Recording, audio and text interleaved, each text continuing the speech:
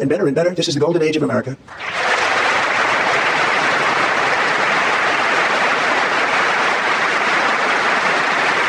When I last spoke in this chamber 12 months ago, I had just inherited a nation in crisis with a stagnant economy, inflation at record levels, a wide open border, horrendous recruitment for military and police, rampant crime at home, and wars and chaos all over the world. But tonight, after just 1 year, I can say with dignity and pride that we have achieved a transformation like no one has ever seen before, and a turnaround for the ages. It is indeed a turnaround for the ages.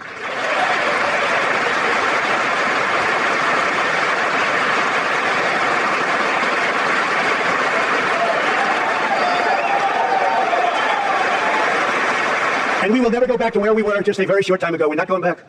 Today our border is secure.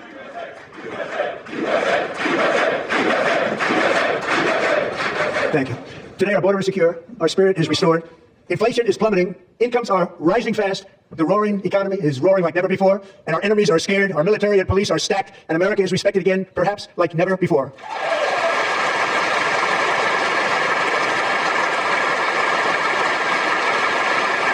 After 4 years in which millions and millions of illegal aliens poured across our borders, totally unvetted and unchecked, we now have the strongest and most secure border in American history by far.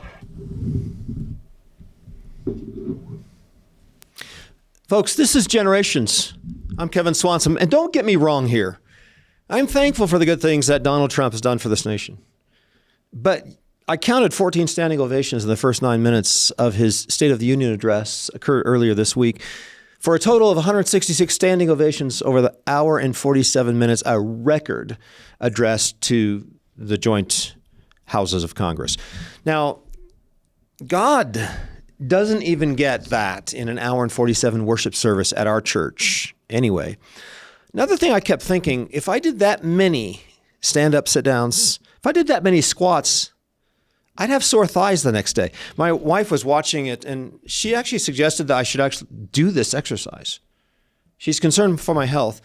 But now, it turns out that the second most worshipful service in history occurred 9 months ago when Donald Trump gave his joint Congress speech and pulled out 103 standing O's. And before that, Barack Obama got 40. I think that was the last record. Obama actually turned out not to be that much of a messiah. All I'm saying is that we have to be cautious here. The voice of a God, that didn't turn out well for Herod. Reminds me also of the story about Stalin. When Joseph Stalin was praised by his audiences, the audience would begin clapping and no one dared to be the first to stop. Applause sometimes went on for 10 to 15 minutes because people were afraid that if they were the first to stop clapping, they would be seen as disloyal and they'd be taken out. Or worst case, they wouldn't get the right endorsement in the next run for election. Here's the quote that we get from the speech. When God needs a nation to work his miracles, he knows exactly who to ask. There's no challenge Americans cannot overcome, no frontier too vast for us to conquer, no dream too bold for us to chase, no horizon too distant for us to claim. You know, if I were to say that, I actually ran this by my wife. If I was to say this, when God needs a guy to work his miracles, he knows exactly who to ask. Me.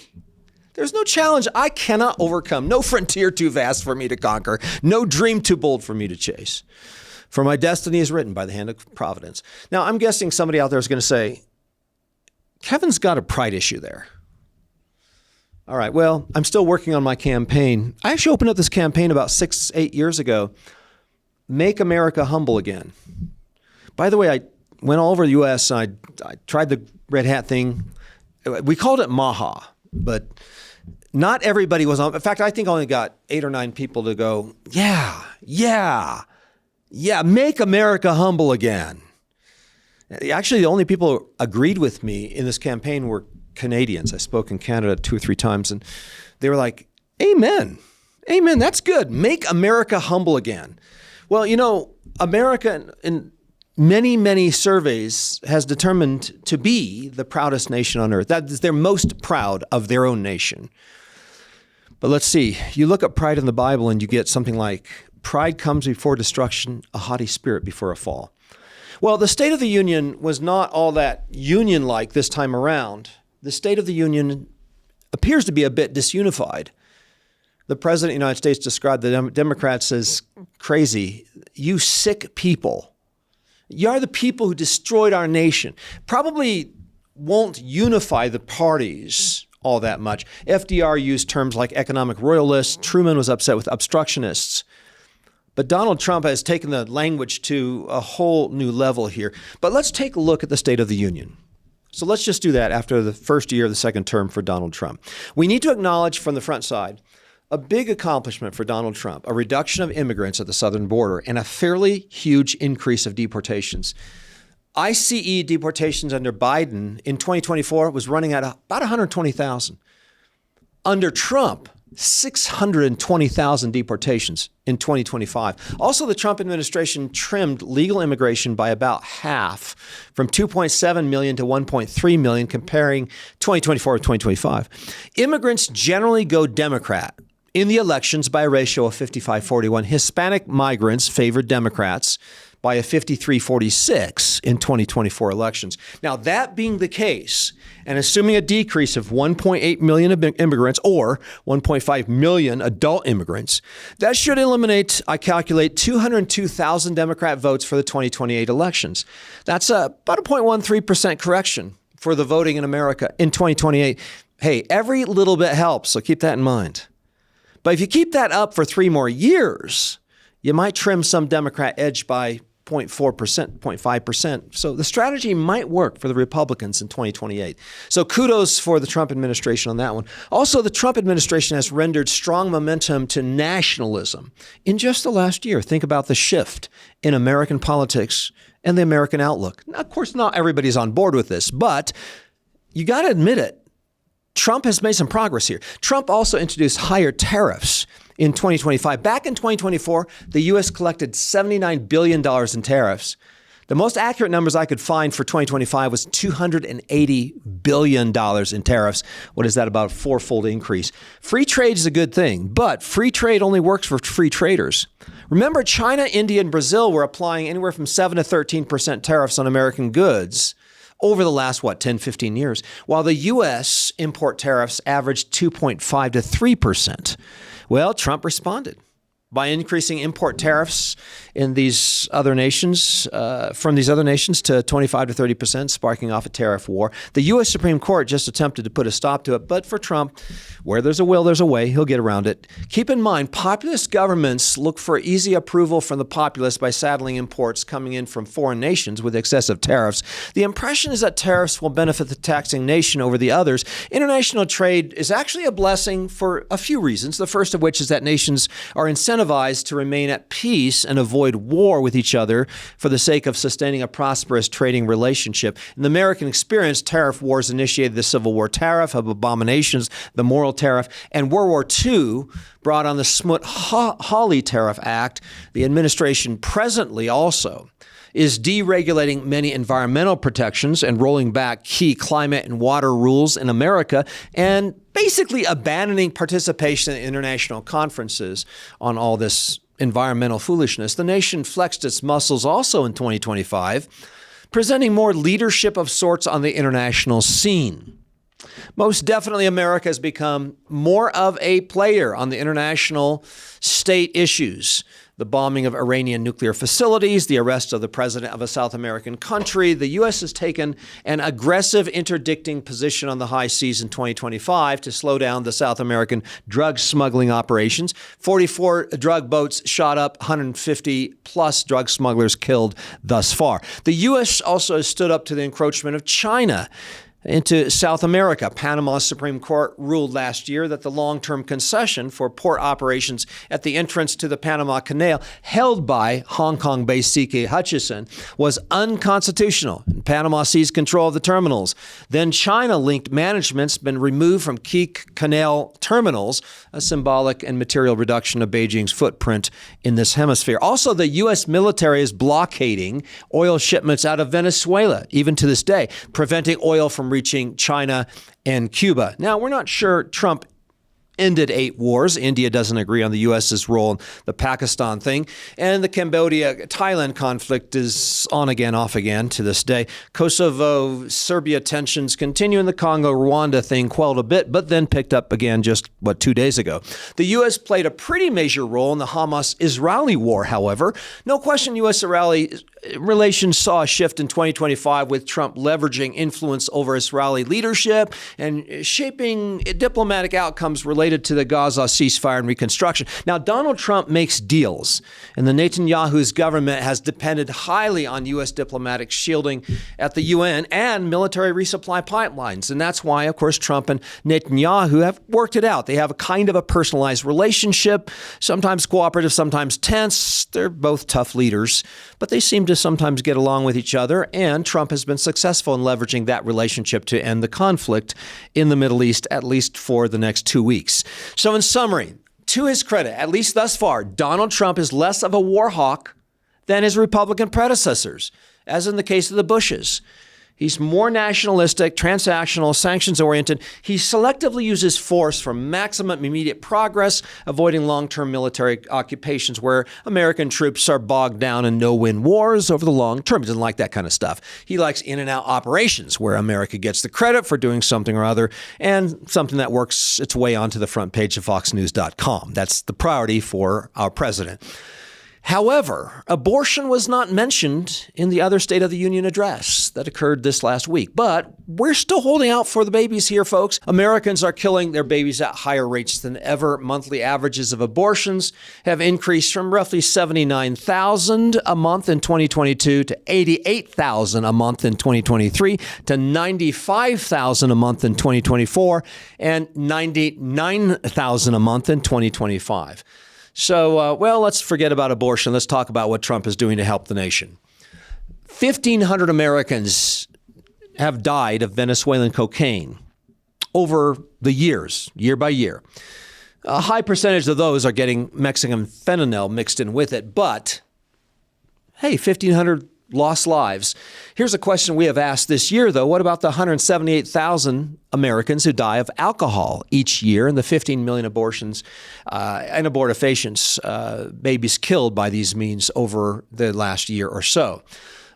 These are problems tens of thousands of times worse than whatever the Venezuelan president was doing to us. And the question we asked this year, should we bomb Anheuser-Busch and the Johnny Walker facilities for their contributions to 178,000 deaths each year, a factor of 100 times worse than the 1,500 who die of Venezuelan cocaine every year in this country? But also don't forget that President Trump signed an executive order in December of 2025, which apparently rescheduled marijuana from a Schedule I drug to a Schedule III drug with an accepted medical use with a lower perceived risk. And also in economic news this last year, there are liars, there are terrible liars, and then there are statisticians. But taking a look at some of the fundamentals, America is sinking ever deeper into debt. These are the latest numbers.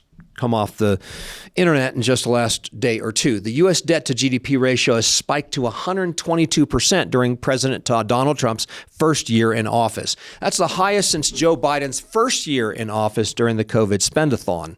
So we're up to 122% debt per GDP for this country. Today's U.S. federal debt stands at $38.7 trillion. Last time I checked, which was about a couple hours ago, exactly double what it was 10 years ago towards the beginning of the first Trump administration. So think about that. The national debt has doubled in 10 years and quadrupled since the last recession in 2008. So far this fiscal year, the deficit is running $700 billion over the first 4 months, topping Biden's first 4 months in 2021, 2022, 2023, and 2024. Okay, so we're doing even better than Joe Biden did in his first 4 years in office, at least during that first quarter. Donald Trump's a bigger spender and bigger debtor than Joe Biden so far this year anyway. Also, despite all the political noise and hand waving that goes on in the speeches, inflation is up here in the United States. The core PCE inflation index is up to 3%. Back up to where it was 2 years ago. The GDP inflator also reached 3.7%. That's the worst it's been in 3 years. And yet, the average 30-year mortgage rate has dropped to 6%. That's the lowest it's been for 2.5 years.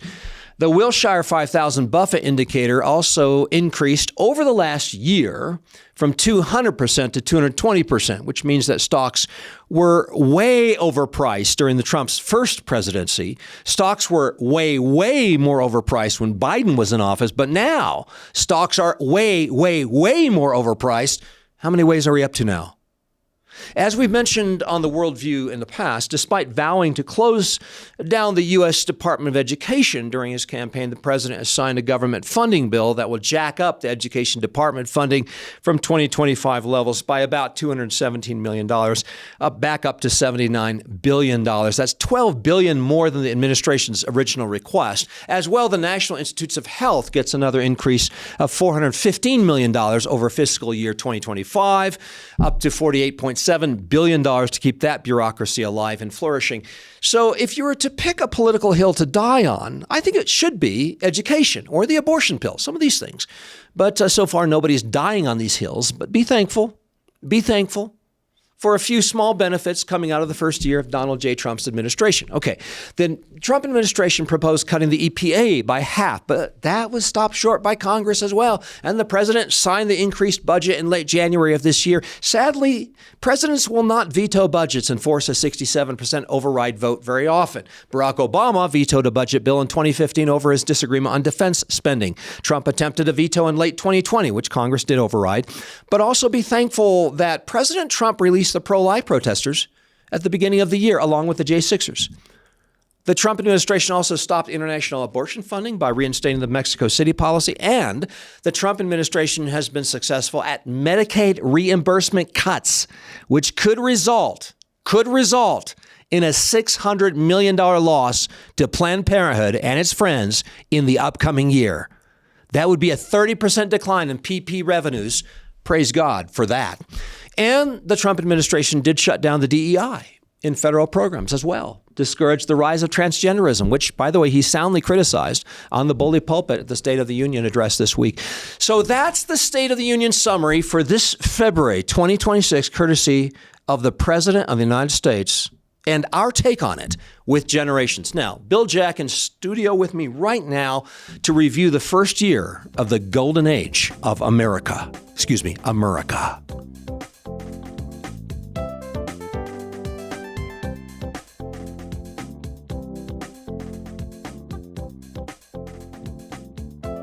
Bill, an hour and 47 minutes. It's a record for anybody, any president who has ever used the bully pulpit. And I can't think that there's anybody, any bully, that ever used the bully pulpit as well as President Donald J. Trump. In modern history. Phenomenal. Perhaps Teddy Roosevelt, maybe. Yep, there you go. But not for an hour and 47 minutes. No. I understand that President Trump outdid President Clinton in the length of his State of the Union. Oh, yeah, he got the record. Yeah. Absolutely. So he's using the bully pulpit. And the president can use the bully pulpit. Explain to the audience what it's all about. And should use the bully pulpit. Yeah. The president cannot pass legislation, okay? That's up to the legislature. The president cannot rule as to whether or not a law is constitutional. That's up to the Supreme Court, backed by the legislature. But what the president does is execute the laws.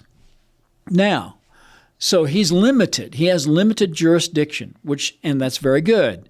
What the president can do and should do is be the soul of the people, in the sense that he stands and he addresses the nation on issues that the nation should be concerned about. He should set the trajectory for the people. Yeah. He was elected for a purpose with an agenda, and he's setting the trajectory, but he speaks to the heart of the people and says, this is what's important for us as a nation, as a people, and he can move the culture and move the country that way. Is it appropriate for me to be disappointed that abortion is off the table? Yes. You've hung out with me for the last 14 years of my life. And you've run for politics here. I was the pro-life candidate for governor and for U.S. Senate in the state of Colorado in the 1990s. So I'm concerned about abortion. I honestly, I think from God's perspective, the killing of tens of millions of babies is completely objectionable to the Creator who made these little ones in his image. And he doesn't want all these babies flushed down the toilet. No. Somebody has to speak. It's just too bad that abortion is off the table at the federal level right now. Somebody has to speak for the little babies, and President Trump had a golden opportunity to do so. He did not. And unfortunately, he did not. But he's still doing something. He's shutting down Planned Parenthood. Appears. I mean, he's doing whatever he can to pull back some of that funding from Planned Parenthood. That to me is to his credit. Right. And maybe I'm not so concerned about him talking about it as I'm concerned about him doing something. Mm-hmm. Ronald Reagan talked about it and didn't do anything. Mm-hmm. Other presidents have talked about the evils of abortion, but they have not accomplished anything. I think President Trump has done more than any president has ever done in shutting down and addressing and taking on and attacking this evil in our nation. Yeah. So he reversed Roe v. Wade, but through some of his assigned Supreme Court justices. And it's a mixed bag. And it's a mixed bag because we're not electing a pastor in chief. We're electing a commander in chief. We have to understand that people are flawed. We always want a hero. We always want a perfect guy. It's not going to happen. I think there are three particular anecdotal things that happened that really point to the difference between this president and previous Democrat presidents, if you will. For example, and this is what occurred at the State of the Union address this last week, right? Yeah. So what you're saying is that something remarkable happened in the speech, right? And you're zeroing in on three things, which, by the way, I did not include in my introduction. Right. The first is he recognized Buddy Taggart, who will turn 100, if I'm not mistaken, July 4th, 2026. Right, this year. Okay. He was part of the rescue of POWs held by the Japanese at Camp Cabanatuan in the Philippines.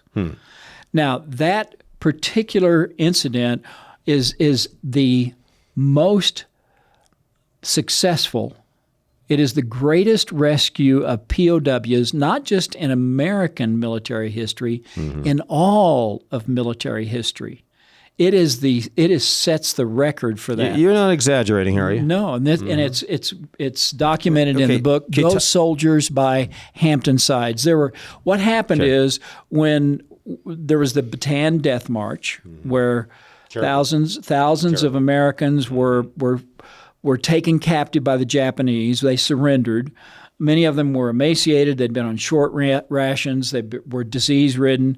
And on the Bataan Death March, anyone who stumbled or fell was bayoneted and left to rot in the jungle along the side of the road.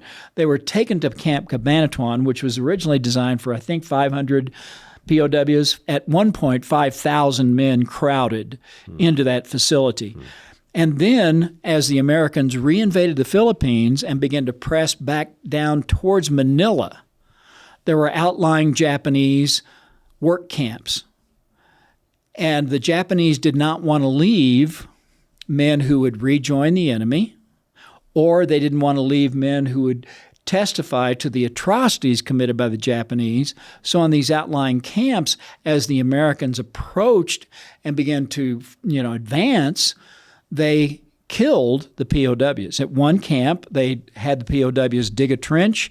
They forced them into the trench, poured diesel fuel on them, and ignited. Some of those men escaped.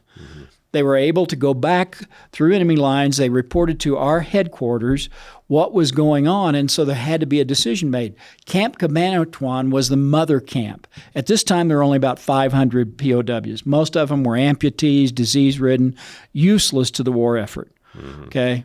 Anybody who was able-bodied had been shipped off, working the coal mines, the stevedores. But the only men left at Camp Cabanatuan were the severely disabled, the severely diseased, the emaciated. As the Americans pressed forward, they knew if they pressed too close to Cabanatuan, the Japanese would exterminate 500 POWs. So there was a hasty plan concocted. It involved 121 special forces. We now know them as the Rangers. This was their first mission.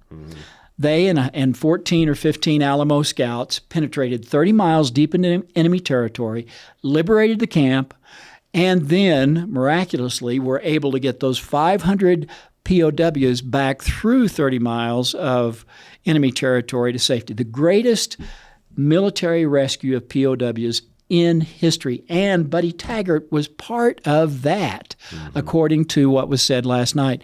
And he turns 100 years old. I'm not sure that a previous administration would even want to recognize the heroism of a Buddy Taggart. Why is that? Because we are the Democrats are denigrating America, and we saw that when President Trump said to the chamber, "Would you stand if you were going to put America first over illegal aliens?" And the Democrats stayed seated. The second thing is that there was Megan Herrnhauser, who is a mom who homeschools her children. Now, he mentioned that she homeschooled her kids. That's pretty significant. Yes. And he talked about how he had taken the tax off of tips. She works nights, her husband works days in order to pay down bills, and she still homeschools her kids. So he's tipping his hat at homeschooling. He did that. He is encouraging family units to stay together. Yeah. He is saying you don't need government assistance, but we don't need to put burdens on your backs by taxing your income. That's the second thing. The third thing was Sage Blair, I believe it was. Sage Blair she was the gal who was groomed. Groomed and railroaded into the transgender Yes. thing out in Virginia somewhere. Yep. In Virginia, they sought to socially transition her to a new gender, treating her as a boy. He talks somewhat about how horrible this was and how she went through horrendous evil, just in what I've read of the transcript. But he then says that she is now going to Liberty University on a scholarship. Now, that's a tip of his hat to the Christian college. And to the transformation that can be brought about by Christ in horrendous circumstances. Now, you got to read between the lines. I'm not going to defend everything he does, but I'm going to say that those things would not have been mentioned by a previous president whose name begins with B and ends with N, or begins with O and ends with A. You're not going to find a Democrat president pointing out those three things that lift up America and lift up Americans and point to, yes, I would say they point to the Creator. Now, it's subtle, okay, but it wouldn't have happened under previous administrations. All right, so the big news coming off of the first year of the quote-unquote the golden age. A little bit of tongue-in-cheek there, right? Yeah. But I don't look at this as golden age. I do look at this as the mercy of God upon a nation. I do too. I mean, I look at this as a window of opportunity for the shutting down of Planned Parenthood and hopefully some restriction upon the abortion pill across state lines. I still believe that's got to happen in the Trump administration if we're going to make any significant progress. Right. And I'm just thrilled by the fact that the U.S. military is actually pulling back from long-term wars. Yes. I think that's a good sign. Now, we're a little cautious on whether they ought to be, throwing their resources at grabbing Venezuelan presidents or bombing Iranian nuclear sites, et cetera, et cetera. You might be a little hesitant on some of these things, but it's an in-and-out operation. He's most definitely not wanting to commit any kind of long-term to any particular war out there. It appears to me he's not the war hawk that we used to see with many of these Republicans. And I know, Rand Paul and some of the more isolationistic of our friends are probably still a bit irritated. And there are points at which I wonder myself. But we're making progress in some of these areas, Bill. I think the bottom line on this for me is that those stories that I mentioned and others that he mentioned throughout his speech point to the value of the individual over the group. And a biblical worldview always says the individual is of supreme value because he is the image bearer. He is created in the image. She is in the image of the Creator and has worth and value as an individual. And we see that in each of those stories that our system of government values the individual over the group. Every other system out there says the only thing that matters is that the group survives. We will be willing to sacrifice individuals and individual liberty to make sure that our group survives. And that is a clear distinction between the American experiment and every other experiment out there. We hold that the individual, because he is made in the image of the Creator, has supreme worth and value because the Creator died for that individual. The Creator didn't die. Jesus didn't die for the group. Jesus died for Kevin. Jesus died for Bill. He also died for his church. Yes. He gave his life for his church. But whatever the case, at this point, I'm going to say that I do believe that there is a fair amount of confidence placed in princes and horses. Still. Yeah. 166 ups and downs for these standing ovations. It's a little much. Well, it's a little much. Only if you're a Republican. I mean, the Democrats, there was only one time that they only got it one time. When was that, Kevin? To leave. Okay. So the Democrats didn't get nearly as much exercise as did the Republicans at the State of the Union. I'm going to say that I'm sure that during the speech, their glutes were clenched. That's about all the exercise. That's all the exercise they were getting. Yeah. Okay, but let's get this back to where we all need to be, and that is, of course, to be humbled before God. And, to the degree that that's happening, to the degree there's some fear of God before their eyes, among some of our politicians, we appreciate that. Pete Hegseth. We're going to do a program on Pete Hegseth and some of his comments. I believe he's a man who fears God. And I believe the President of the United States has appointed a man who fears God to the Department of War, which is one of the most key appointments you could make. Right. Because it is the Romans 13 appointment. Right. So there are some positives. There's most definitely some positives, but let's be careful. As I'm watching the State of the Union address, I think I'm tempted a little bit to trust in horses and princes. Like, perhaps there's a solution here. And I'm sure. At the end of the day, let's not trust in the princes and horses. And I'm sure let's that trust many in the Christians name of the Lord our God. would stand up off from their couches and say, yes, we're finally seeing a return to the rule of law. To which we would say, though, praise God. Praise God. And thanks be to God. But it's not the man who's in the and we're not worshiping him. No, it is that we have a lawgiver That's right. who is just. That's right. And we merely discover those laws. We don't create those laws. Some trust in chariots, some in horses, but we will remember the name of the Lord our God. They collapse and fall, but we will rise up and stand firm. That's Psalm 20. And let's retain that worldview. If you're watching the State of the Union address, you know what? You do not have to rise 166 times. But if it's good exercise, and if your wife recommends, then maybe you should exercise your thighs. All right. Even better than that. We as Americans, as American Christians, don't need to be couch potatoes either. We need to get up off the couch and not just applaud. We need to become actively involved in proclaiming truth and grace to our neighbors and getting involved in politics. Yes, I said it. We need to get involved in the culture, addressing issues, be it the halftime show at the Super Bowl or the State of the Union address, because God's word is true everywhere and has impact on every aspect of culture. Get off the couch and let's go spread the truth. Let me recommend to you American Faith. Effectively, our 27 sketches of the greatest Americans, not just politicians, but we do have George Washington. We have John Quincy Adams. We've got some key figures, some great presidents, Hey, Kevin, as I well can't as read great that. leaders. Oh, thank there you. It is. There you go. There it is. There you go. American Faith, 27 sketches from Winthrop to Wilkerson, and not just presidents, but also Christian leaders, missionaries, as well as artists and scientists like George Washington Carver. So these are some of those inspiring stories that you can read your children this 250th year anniversary of really one of the most blessed nations on planet Earth. Could God show mercy upon this nation? Again, I believe he can.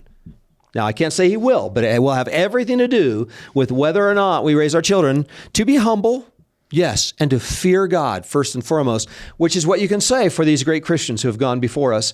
It's called American Faith, available at generations.org. Great read-alouds, by the way, for the whole family. We have families that say, yeah, we read one story after each dinner. It's a great time to be inspired, be encouraged for what God has done to this nation. This is one of the most, I would say the most God-blessed nation on the face of the earth because of a heritage. So let's bring this heritage back to our children. This is the year to do it, friends, the 250th anniversary of the United States of America.